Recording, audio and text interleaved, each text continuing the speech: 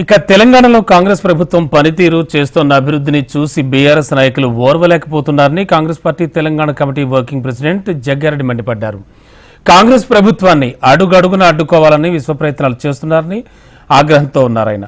Pharma company ఏర్పాటుపై ప్రజాభిప్రాయ సేకరణకు వచ్చిన అధికార బృందంపై దాడులు చేయించిందెవరు? అధికారంలో ఉన్నప్పుడు మల్లన్న సాగర్ రైతుల్ని కొట్టించిందెవరు?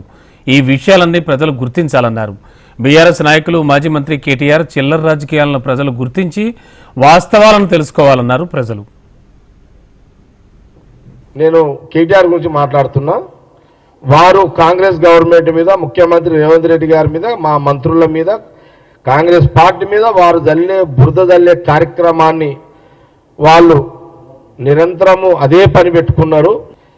కేటీఆర్ ఆ రోజు పోలీస్ అధికారులతో మల్లన్న సాగర్లో రైతులను కొట్టించి భూములు లాక్కున్నారు. ఇప్పుడు మా కాంగ్రెస్ ప్రభుత్వంలో మీ కార్యకర్తలతో అధికారులను కొట్టించి దాడులు చేయించి కంపెనీలను రాకుండా భూములు ఇవ్వకుండా అడ్డుకుంటున్నావు. ఇది తెలంగాణ ప్రజలు ఈ అంశాన్ని గమనించమని